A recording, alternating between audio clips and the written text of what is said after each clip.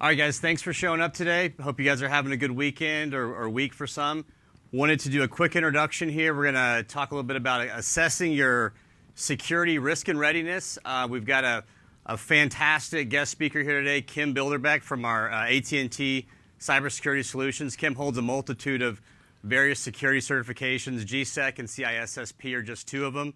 So without further ado, I'll go ahead and hand it over to Kim and let him entertain you with his wisdom. Thank you. At least keep everybody awake. So as Anthony said, I am Kim Bilderbeck, and I'm a senior director for AT&T. A little more about my background. I've been working on the internet before Al Gore invented it. I once said that, and someone said, "That's not funny." So I never know if it's. I got into cybersecurity about 12 years ago, and 6 or 7 years ago, like, no one would talk to me. I don't know how many people here are like just do cybersecurity, or if you're a generalist. So like, yeah, they don't want to answer. Everything, yeah.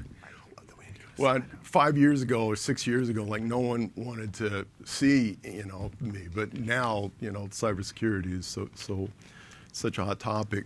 So when we all started to think about the presentation and what we wanted to do with it, we wanted to do a couple things.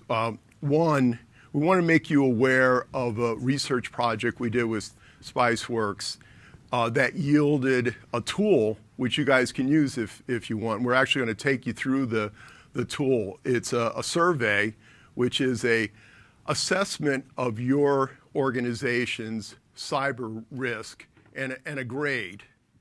And that grade is of value because I've found in my career in cybersecurity, the number one problem is not the technology. I think, you guys are all going to be very aware of the technology and what have you. But the problem is getting the owners of the business, the funders of the business, the board of directors, if you're a publicly traded company, to pay the money to do the right things for, from a cybersecurity perspective. You're shaking your head up and down. Do you mind me putting you on the spot? And how about you? You were shaking your head up and down. What? It's always a challenge trying to get that buy-in from senior management, anyone from the C-level to support a cybersecurity. Yeah, it's so hard to tangibilize the return on investment, especially when you say things like, "Well, our brand is going to suffer," and those are hard to quantify. In all the customer meetings, and I have a team that works, with AT&T customers around the nation, mostly in small and medium businesses. And we have a team that works in large business. My team specializes in small and medium businesses. And what I find in having the conversation is that we're kind of taking a technology approach to explaining the return on investment, and that goes in over the heads of the business executives. But when we start talking about it from a risk management perspective, they start to understand the return on doing the right things from a cybersecurity perspective. So the beauty of this tool is that there's many tools out there. This one's free. You can debate the details of it, but for a free tool from an accredited organization like Spiceworks and AT&T, this is something that you could legitimately, at the end of this program, or when you go back into your offices, go through and have a risk assessment done that will help your business owners understand the return on an investment. So I bumped into this video back in February. And I have literally, when I'm talking to guys and they're like, "Oh man, I just can't get my CFO to understand this," I say, show them this video. And so I think it really puts the downside of not spending the money on cybersecurity in perspective, and it really can help convey what the consequences of not doing the right things are from a cyber breach perspective. So it's about 2.5 minutes Well, thank you long. all for being here. I'd like to start with Mr. Begor, and my question for you is whether you would be willing to share today your Social Security, your birth date, and your address at this public hearing. I would be a bit uncomfortable doing that, Congresswoman. If you'd so oblige me, I'd prefer not to. Okay, could I ask you why you're unwilling? Well, that's sensitive information. I think it's sensitive information that I like to protect, and I think consumers should protect theirs. If we gave that if that sensitive information were provided at this public hearing, what are you concerned about could happen?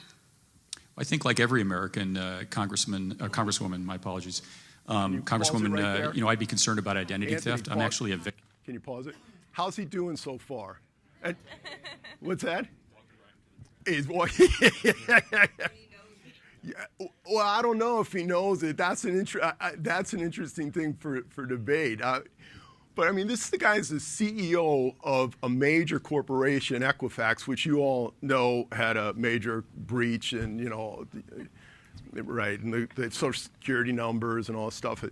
So I just wanted to pause and thank you, Anthony, because it's we're maybe halfway through it, and he's not doing so well so far. So let her roll. Victim of identity theft. It happened 3 times in the last 10 years to me, twice with my tax returns, and once, as a consumer of someone opening up fraudulent credit accounts in my name somehow. Kim, is anyone feeling sorry for this guy right now? I just noticed this part of the video. Like, is this like a sympathy from the Congresswoman or what? Yeah, I don't think he's gonna get much though. I haven't seen her in action. Sorry to interrupt, guys. I was just curious. How they got my Social Security number, my date of birth, and my address, and then change the address and open up the account. So I think, like all Americans, we're concerned about that. Okay, so my question then is, if you agree that exposing this kind of information like that you have in your credit reports, creates harm, therefore you're unwilling to share it, why are your lawyers arguing in federal court that there was no injury and no harm created by your data breach? I can't. This is not scripted. Just so you know, there was a recent ruling by the Supreme Court in the case of Zappos versus versus the United States. I forget. It's called the Zappos case. Amazon owns Zappos. Zappos got breached. The online shoe company, they got breached, and the argument that Zappos was using is the one that Mr. Begor is using, which is that nobody was harmed, right? Since nobody was harmed, we can't be sued. But there's a website called classactions.com that's out there. There's so many people that are out searching for companies that have a cybersecurity breach so that they can take and file class action lawsuits and go and sue the companies and collect hundreds and thousands of millions of dollars. When you look at a cybersecurity breach, the real consequence of the breach isn't that someone got through, though. It's the damages, whether it's regulatory or from a legal perspective, that matter. So in Zappos' case, the Supreme Court said Mr. Begor's argument and his lawyer's argument is no longer valid.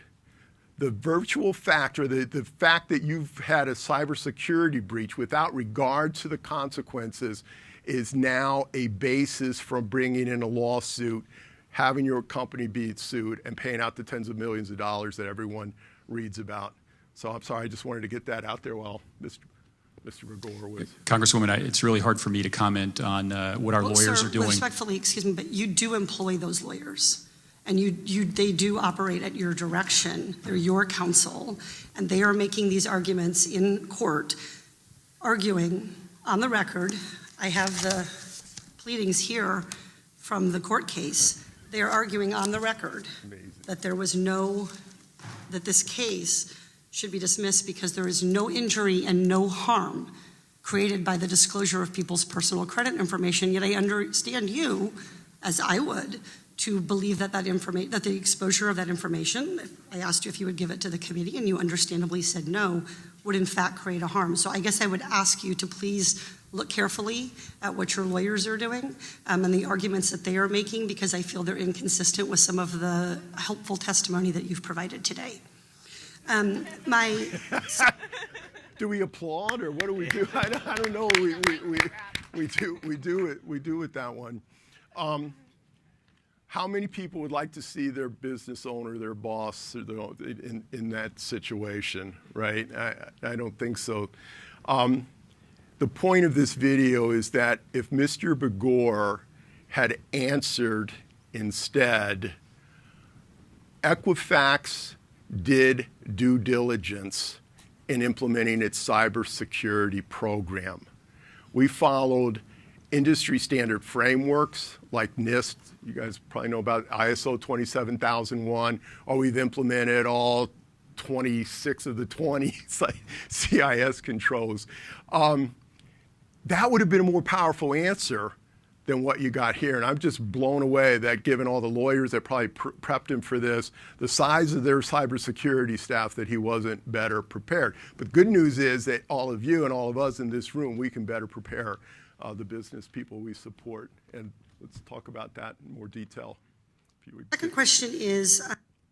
The next slide. Hello, thank you all.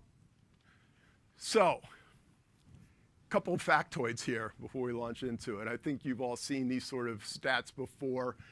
We in the United States account for 50% of all the data breaches, but will account for 50% of all the data breaches by 2023.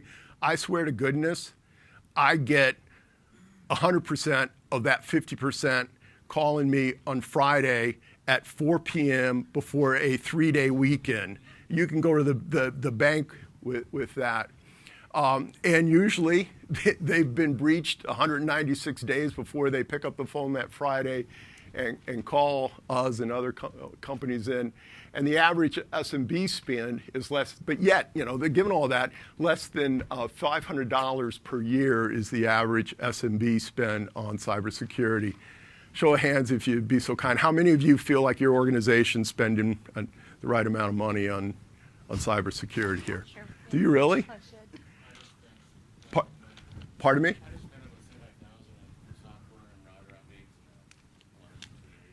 So you're spending a lot of money on cybersecurity. Are you feeling like that your organization is completely secure as a Exactly. I'm glad you answered that way.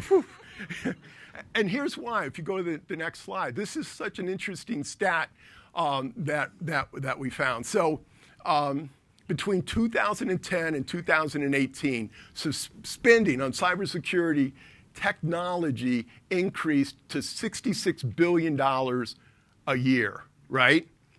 During that same time period, while we're throwing all this money at the cybersecurity problem, the number of data breaches went up, not at quite the same slope, but at a pretty substantial slope. It went up at 88%. So technology alone is not solving the problem. I would get into a discussion around frameworks and people and the process and that kind of stuff. But we're not going to get into that piece of it today. What we are going to get into is the problem isn't, or the challenge isn't to stop cyber breaches. Never going to happen. Just not. I'm sure you guys are, I'm seeing a lot of nodding heads, you agree. It's like whack-a-mole, right? But from a business risk management standpoint, which is what the owners of your business really care about, it's a question of, can you demonstrate that you did due diligence and that the due diligence having been done is what will protect you financially and is why you want to spend the money on cybersecurity. So it's this quote, we call it the overconfidence gap. The question is no longer if a company will be breached. The question is really how often, how severe, and how to demonstrate due diligence in preventing or reacting. So now we're going to get into our survey. This is the interactive piece of the survey. And at the end of it, you guys will have some information that I think you'll find valuable. So you read the question? Yeah, guys. So we started off with a hard one. What industry do you work in? You guys can only answer one on this, and we'll give you a couple seconds to get this answered. Get them coming in. We're trying to find out. Yeah. Maybe like 2 more seconds, and then I'll Yeah. write it down. So you're in healthcare, right? You're the one spending all the money. You're in health. Pardon me? Retail. Okay. It's you. Oh, you got the bucks after the breach, right? You don't know how many times I've been tempted to launch a DDoS attack or two. So it's interesting here because, you know, if you're in the industries that are regulated, like healthcare, and retail is not regulated per se, but you have the PCI compliance, there's a better demonstration of the return on investment. So we have a big manufacturing contingent here and a big healthcare and a big other. So consistent with Spice World, right? Everyone's in the other category. What do we have for national response? You'll see that in the national survey that SpiceWorks did with us, we had a pretty even spend or pretty even input from all the different manufacturers, segments of the economy, and other was actually strong there.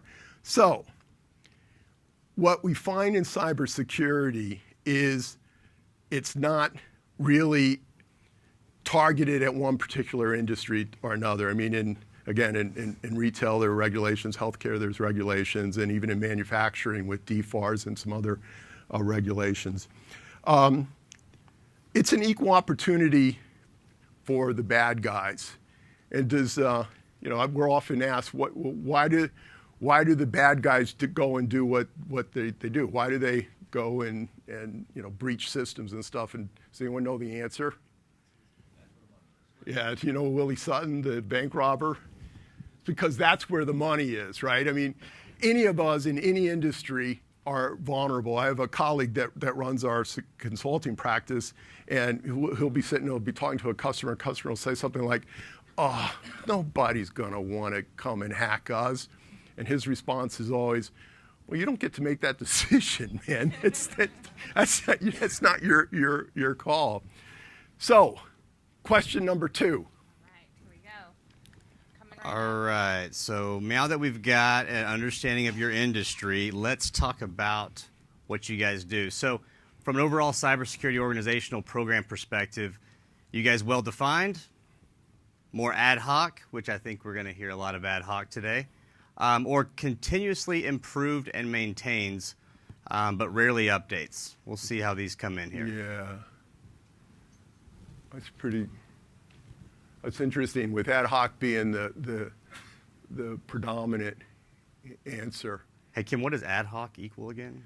Ad hoc. Is it like or something? Yeah, ad hoc is. Oh yeah, my swag. God. Oh, swag.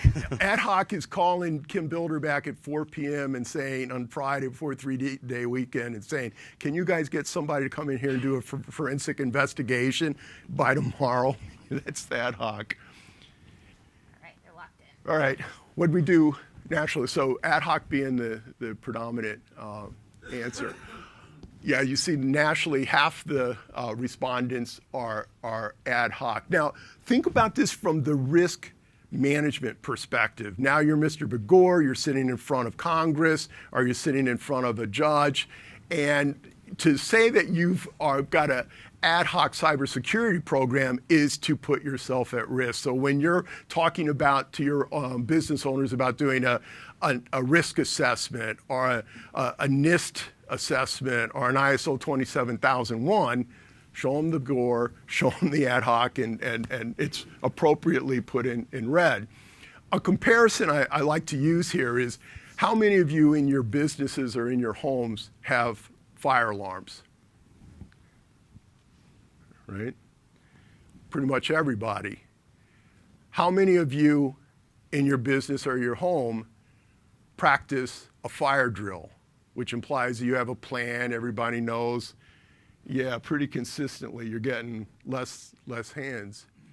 How many of you practice the fire drill and then know what to do when the fire breaks out, that someone's got responsibility for calling 911 and you've got a meetup location after the fire so that you can do a head count and know who's a few of you. If you don't mind, why do you do that? Why does does that your company that does that, or your? Yeah, the company does that. I think they got really good about it after we had an earthquake in DC. DC doesn't have earthquakes. And everybody. The Lord works in mysterious ways, they say. So now we practice all of our drills on a quarterly basis. Yeah, so it's interesting. I've never had anyone say that because that's very consistent with what happens in cybersecurity. You don't get religion, so to speak, until after or floods. But so, it seems intuitive for us to have the alarms, to check the alarms, to practice, our response to the alarms. But how many of us actually do the same thing from a cybersecurity perspective? The risk is actually greater of having a cyber breach in an organization than it is of having a fire in an organization. And so when you're dealing with your business owners, and if it's natural for them to mitigate and manage the risk associated with a fire, they might want to think about doing that from a cybersecurity perspective. And you can see that the more that you do, in terms of going from alarms to having a plan, the less the liability and the consequences are. Next slide, sir. Next question. All right, next poll question. All right, so how does your organization currently identify cybersecurity threats? Currently using a SIM for search, compliance, and reporting, or using SIM tools for analysis, but they need more tuning. The third is going to be using SIM to analyze, log, and understand network data traffic. Kim, what does SIM even mean? Yeah, I was just going to thank you. For those of you that may not know what SIM is, it's a security, incident, and management technology, essentially. And so what it does is it's technology that more and more is in the cloud or is in historically was on a device on a network that takes syslogs from all the security appliances, and it provides big data analytics and what have you to spot anomalies. I think about it like in the same way that your bank credit card might give you a buzz and say, hey, you're in Austin, Texas, but you just got a charge request from San Francisco. Are you aware of that? That anomaly detection is how SIM does the same thing for cyber security. So 64% are not using SIM. What do you guys think the average is nationally? Any guesses? 70%. Really? 70, what else? 80? You guys are pessimists out there, aren't you? Yeah. Damn. All right, let's take a look. So actually, it's lower than we were all anticipating. 50% don't use SIM, and a lot of liars. So, I just out of curiosity, how many have considered SIM, and how many have adopted SIM? If you've not adopted, why is that? Money. It's just, and with some of the cloud solutions now, it's not all that really prohibitive. I think it's pardon me? And that's absolutely right. There's open source solutions. And yet, let's pull up the analogy, because the thing that I say to a business owner if they don't have a technology or security background is I'll say to them, when you walk into a 7-Eleven or a convenience store, what do you always see? Usually over a door, pointing at the cash register. What camera, right. And why do you have a camera? Because you're monitoring who's coming into and going out of the store, right? And most times you keep the video from the camera, and you keep the video because if you get robbed and you have the police come in, the police are going to say, show me the video so that we can do an investigation, determine who committed the crime, go nail the person, maybe get your money back, et cetera, et cetera. The other thing that these 7-Elevens and convenience stores do is some of them have those video cameras connected to a monitoring service. So the monitoring service is taking the video feed. They have screens. Some of them even have technology, that, looking at facial recognition and some other things. And they'll detect an anomaly. They'll see like a guy coming in, two AK-47s, ammunition belts all over, in full metal jacket, dress, and stuff like that. And they'll go, oh, this is a possible indication of compromise, right? And they'll pick up the phone and they'll give an alert and they'll say, warning, warning, warning, there's an anomaly here, you're about to be robbed.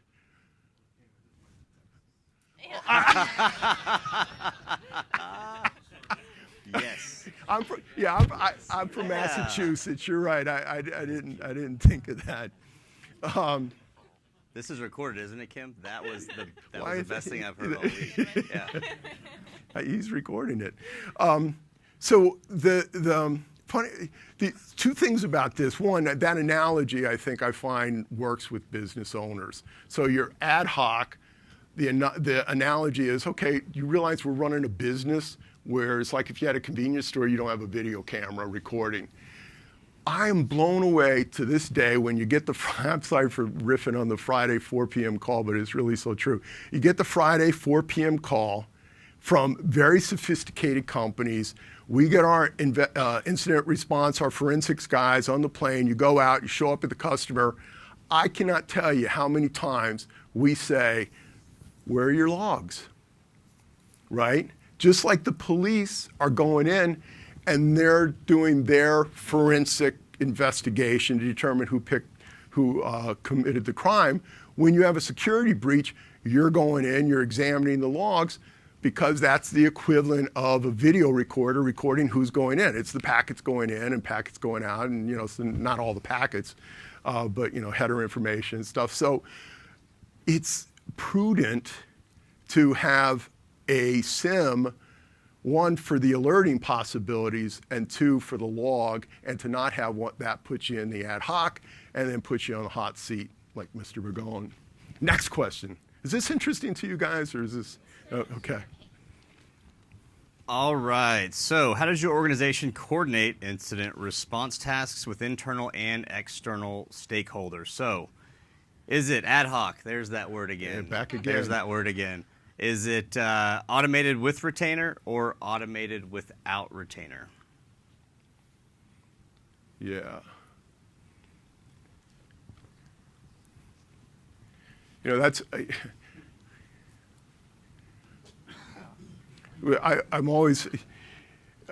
fascinated sometimes when I'm dealing with clients and you say to them, okay, so you have a security breach, who are you going to call? And they think, you pick up the phone and are going to call the FBI, and the FBI are going to come and do an investigation. It's what you see on TV, right? Someone's going to go on the keyboard.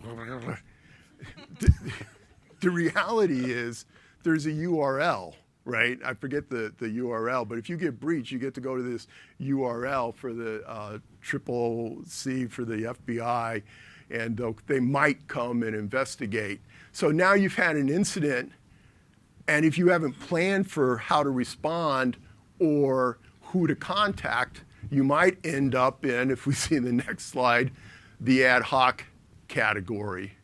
So what did we have on 86. 86? 86 in the room, yep. Yeah. And can you put up the next piece? So, I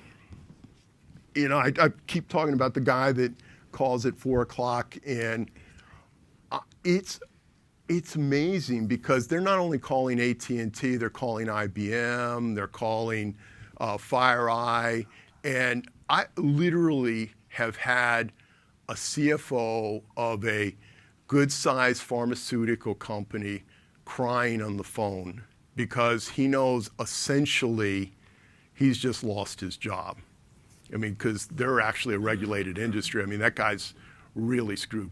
And he's crying because they didn't have logs. And he was begging to get people in. Kind of the interesting thing at the end of that story is our incident response guys came in. We determined what happened, and he didn't want to know that. He didn't want to actually report it because it would make him look bad, which is kind of a interesting ethical situation. But the point here is to consider having a incident response retainer where you're not begging the forensic people to come in, because there's not the fire department, to stick with the fire analogy, right? We haven't assembled public safety response and paying for public safety response for a cyber breach. It's all private now. So to have an incident response retainer in place so that you can get a respondent on a timely basis, and to have a plan in place so that you can execute. And again, going back to the Begor example, my God, if he had said, we had an incident response plan, we had an incident response retainer, as soon as we knew their breach, we reacted to it, is a lot better than the hamina that he did. Next question. Woo-hoo. All right. Yes, sir. Yeah, please. I didn't make that point. Please. Yep. Define automated, Yeah. because I couldn't answer the question because my answer wasn't there. And what's your answer? If I'm thinking of automated, we don't have an automated. We're not that big. Right. We have the process documented, everything else in place. Yeah. Yes. So I'm looking at I'm lumped into your big category because I'm not automated. Were all three questions automated? Because I would think they were all three. That's a fair criticism. Yeah. Because we're small, we have a retainer. Yeah. Yeah. So I fit two out of, in theory, I fit two out of the four, but I'm not sure what automated means. Yeah. So you've found a glitch in the survey. Then that's a very fair point. So I would not, for your own purposes, I would not put myself in the ad hoc category as you're evaluating the output of this thing. Automated means this: there are technologies in place now, primarily API driven, where and they're typically connected to a SIM, although they don't have to be connected to a SIM. So you're almost saying like a syslog event is raised. That automated trigger something. So is that what Yes. you're sort of pointing to? Yes, yeah. So a syslog anomaly is created. You have a set of rules that say if we see this particular occurrence, we're going to shut down this firewall port or something like that. And that can happen on an automated basis these days, and that's really where the technology is going. And I'll talk about that more because we're going to get into what virtualization is bringing to the equation. So thank you for pointing that out, and I apologize for that. Any other questions? And I please, as we're going through here, just interrupt me at any time. Yes, sir. We're kind of at the process of looking at logs and the SIM. This space here is kind of what gets different answers from who you ask. Yeah. Trust me. Can you explain the difference between, say, like a Graylog Enterprise logarithm versus a SIM? From what I think, the logarithm stuff like that is going to require more work. Correct. And customization. Correct. And Yeah. what's your difference in the benefit of a SIM versus? Just simply log. Right. Yeah. A couple things. One, log collecting on its own is really good for the purposes of you can react after an event has occurred. You can go through and pull through the logs the way that you might be doing it or use some of the tools that exist to analyze the log data, but that's static and it's after the fact. And it's voluminous. It ain't easy, right? I mean, you can sit there for days and go through the logs. A SIM is more proactive with the logs. So it's processing the logs in essentially real time, and it has algorithms and has big data analytics. That's where you get in the debate about whose SIM platform is better and whose algorithm is better than the other. But they all sort of do the same thing, which is to spot the anomalous activity, the packet requests that aren't consistent with the transactions that is taking place. The other thing, the example I use a lot is there's a printer on the LAN that's firing up at 2 o'clock in the morning and sending like 2 megs of data to China, right? You're not, after the fact, you'll notice that with the log. While it's happening, you can see it with the SIM, and that generates an alert. And is there a set of like out-of-the-box rules alerting that you're going to get this, like, hey, this isn't right, no matter what? Yeah, so a few years ago, I can't tell you, I'd go around, meet with customers, and I'd say, are you doing a SIM? They go, yeah, we got ArcSight. It's there in the box on the shelf, because the trick in a SIM is the tuning, right? Because there's a lot of false positives and a lot of noise that gets generated, and you need to know how to. So I always think of it like a TV. You need to back in broadcast days. Maybe you guys don't know broadcast, but you used to have to, yeah, exactly, fine tune to get the white noise out of it. So the challenge with SIM is to how to make it functional, and so the more popular SIM solutions these days out of the box have a default implementation that get you 25% of the way that you need to be. And then as you go along and you learn, you start tweaking it up so that it's more it's fine tuning. Any other questions? Okay, so the answers I think everyone's already had plenty of time to answer this one. Let's see what so 57% in the room, Kim. Let's see what the national numbers say. 46%. And what was the room again? 57. Yeah. I'd have to say that what this is getting at is the central problem of IT today from a cybersecurity standpoint. Why don't you put up the slide? So how many think that you're controlling your complete IT infrastructure these days? Like everything's in a data center that you're managing and that you're controlling, and that's it. The answer is nobody, right? You've got IoT devices that are adjunct to your data center operations, so to speak. You have software as a service, right? So you're running Salesforce, or you're running Athena Health, or something like that.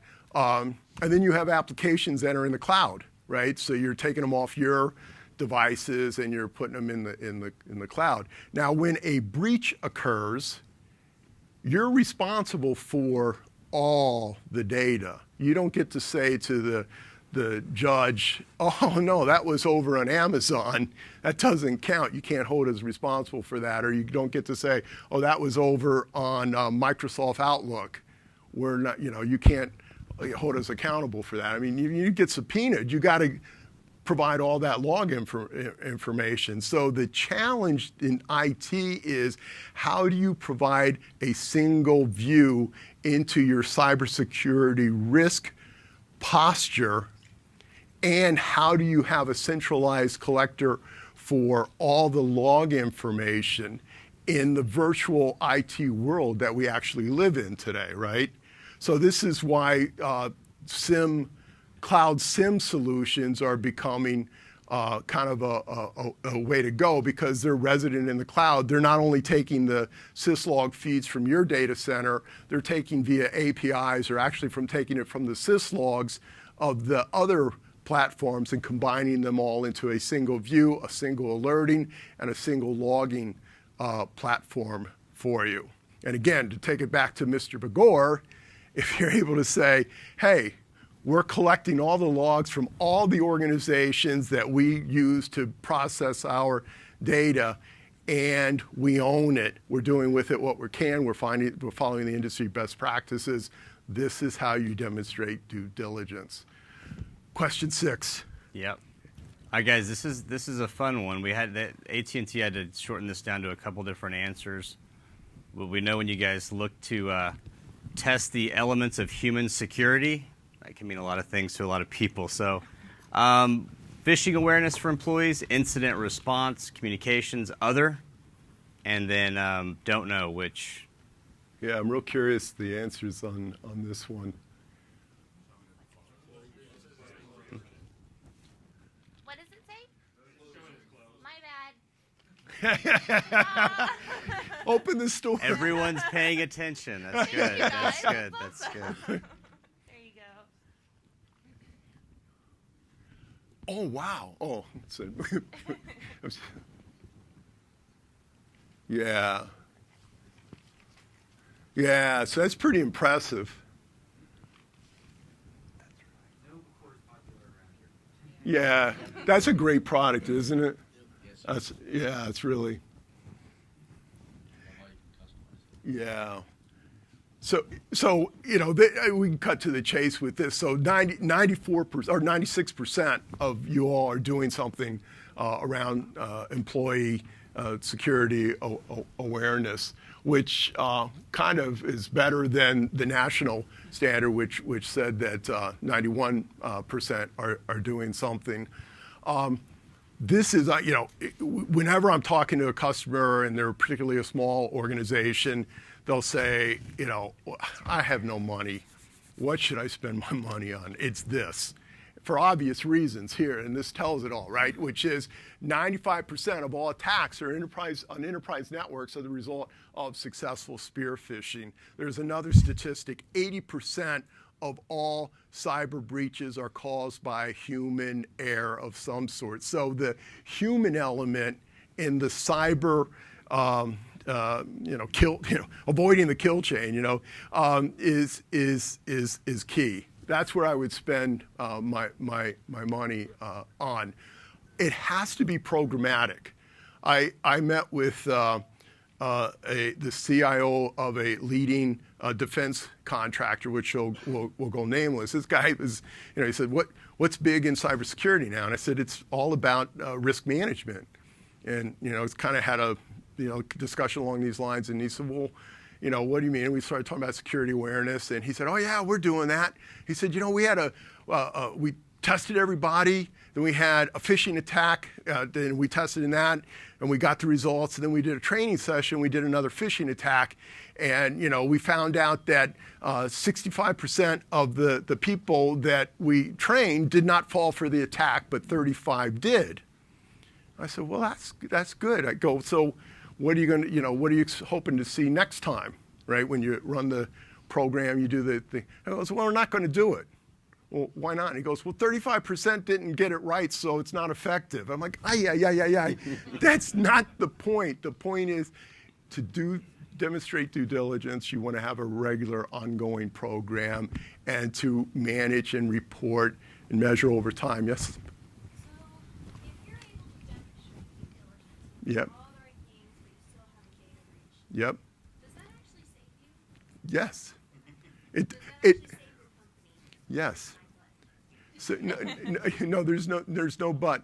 So. No, I meant, does it save my butt? Oh, I thought it was. I'm not touching that line, man. I know I'm in Texas, but So, yes, I get it. It's go back to due diligence. Yes, it does. And think of it, it's from managing a business perspective, it's all about protecting against the downside of risks. And in a business, you do that in several ways. We talked about fire, right? You have a plan and you have fire insurance. And I'll talk about cyber insurance for a second. If you get sued, if somebody's injured and their insurance carrier or whoever sues your business, if you say we have a tested fire, that reduces the chance that you're going to be found culpable. It's just like, in Massachusetts, we shovel our sidewalks. Why? If somebody slips and you haven't shoveled your sidewalk, you're responsible. So there's fire that you want to manage the risk of. There's also employee claims, right? And so you have a whole bunch of programs and you have insurance against disgruntled employees and the consequences of them taking you to court. Interestingly enough, in 2018, a survey of business owners at the big event where they go to in Switzerland and all the big mucky-mucks get together, they are now, cyber claims is a bigger concern than employee claims. So, cyber claim, what can you do to minimize the risk? A breach is going to happen. It just, let it go, man. A breach is going to happen. But you got to do as much as you can to demonstrate that you're trying to prevent the breach. Okay, so now you follow an industry framework, you have the programs in place. When you go to court or when the regulators come in, your defense is, it's called the prudent man rule. I'm no lawyer, but in cybersecurity law gets back to some 1980 federal computer laws that refer to the prudent man rule. Now we would say the prudent person rule, right? You have to demonstrate that there are laws. You can go to jail. You're criminally liable as an executive and you run an IT organization if you haven't done what a prudent man would do to protect the data. So, not going to prevent the breach, but it's going to prevent the badness that happens after the breach. And that's really what matters, the badness that happens after. So, does that answer the question? All right. Thank you. Yes? So back to the example that you gave with 35% of the respondents. And Yes. So in that scenario, would that company be compliant? Yes. Because they did it, but there's a huge hole, right? That's the interesting thing. So the question, if you didn't hear it, is the example where the defense contractor did employee training but still had 35% that fell for the phishing test. Are they compliant? Disclaimer, I'm not certifying compliancy here, but the question really is, have you done due diligence? Yes, we've done due diligence because we have an employee program. We run it every year. One year we did it, we got 35%. The next year we did it, we got 33%. The next year we did it. So now you're in front of a judge or you're in front of the regulators, and one of the, in every cybersecurity framework is awareness training. So now you have an ongoing program. That's all you have to demonstrate. You don't have to demonstrate that everyone's at 100%. You have to demonstrate that you're running a program. And what I find with a lot of companies is they don't do anything in cybersecurity because it's not perfect. It doesn't matter. Just do something. I know I answered the question a little emphatically. I'm sorry. Passionate. I think the bigger question is that there's compliance, and then it's not that you are never vulnerable, because there's no way that you can ever get to that point. Yes. But even if it gets to the court and you win the case because you went through all of the requirements, you've done your due diligence. Yes. There's still the brand that doesn't get saved, right? Your actual company. Fair enough, but so back to the original premise of the presentation, which is the conversation with your financial folks in the company. It's hard for them to wrap their head around the value of brand, and you can debate that. That's intangible. Risk is tangible. You can go and look at the settlements of the lawsuits, and it's amazing. I mean, it just boggles my mind. It's not all big companies. It's a lot of small companies that get sued, right? So now you can say, look what's happening here. Look at Mr. Begor, right? That's the consequence. That's what you're trying to avoid. The other thing I want to throw out is I said I was going to answer your question, which is that the myth of cybersecurity, cyber insurance rather. Many organizations get cyber insurance. They think, oh, I'm covered. The fine print in the cyber insurance is that you're doing all these things. And there's so many court cases out there. Cottage Industries, Google that one.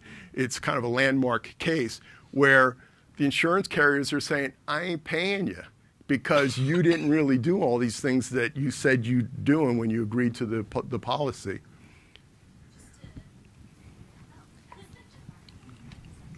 Just to add to that, because we actually have an insurance subsidiary, and our agents had to go through and reread the cybersecurity policies that we were selling to people because they weren't actually protecting anything. Making that point known. Yeah, exactly. They weren't making any of it known. Just sign here. Yeah, it was basically if Russia were to attack you with something, then yes, this insurance policy would cover you. But yeah, so we had to change which policies It's interesting we were selling. you mentioned Russia. So do you guys know the company Mondelez, the big snack food company? I think they bought like Kraft Foods. They make like Triscuits and all these sorts of big. So they got hit by the WannaCry virus, and they got brought down. They estimated damages of $120 million. So they went to their insurance carrier, which was Swiss Reinsurance. They had a cyber insurance policy with Swiss Reinsurance. Swiss Reinsurance said, we ain't paying. They said, well, everyone knows WannaCry. Here's the data. We got breached. They said, we're not paying. Do you know why? Anyone know why? Act of war. And you know why it got classified as an act of war? Because the United States declared, I forget which department, one of our federal agencies, whether it was the president or one of our federal agencies, it escapes me now, declared that WannaCry was sponsored by Russia. Therefore, it was an act of war.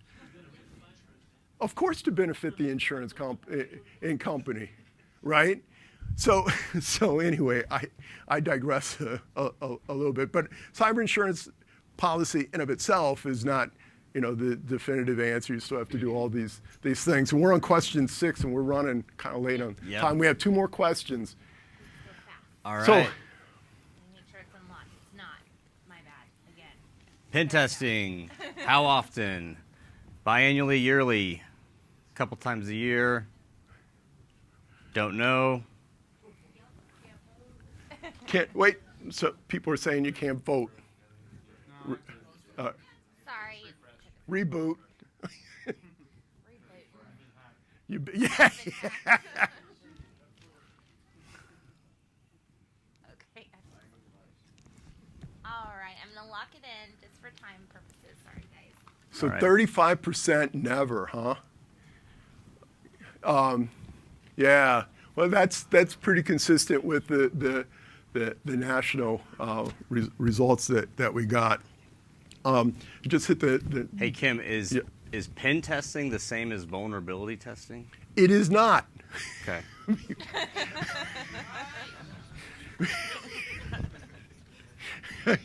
So as you guys probably know, vulnerability scanning is going out to the national database, essentially, that lists all the known malware and what patch levels on various operating systems need to be installed. And so it's interrogating all your devices to make sure that all your devices are patched. And that is absolutely a best practice.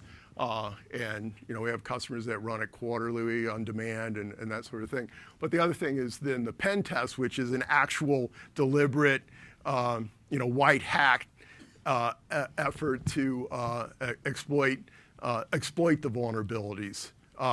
And again, with the Mr. Begor example, if he had said we hire a firm to routinely try to penetrate our systems, exploit vulnerabilities, and once they're exploited, we take action to make sure they're not exploitable in the future, he would have demonstrated due diligence and he wouldn't have had the lame answer. Question 8, the last one. Last one. Oh, yes, sir. Yeah. Question. Yep. With regards to that question, Yep. is this on? All Yep. right. Why are the people never conducting penetration testing? Is it financial or is it fear? Yes. Yeah, no, that's a question for the group, really. You got. Are you afraid to know the truth, or we can't just afford it?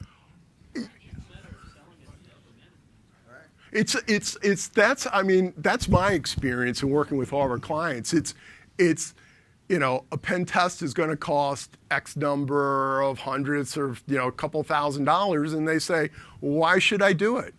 And you say, well, because there's a vulnerability here, and and they're going to see if we're exposed. Well, if you know about that vulnerability, fix it, right? That's why I hired an IT guy. Well, that's why I hired an IT guy, and that's why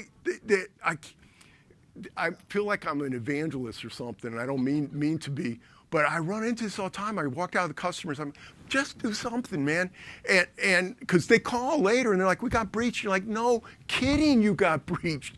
So my advice is you do the due diligence thing.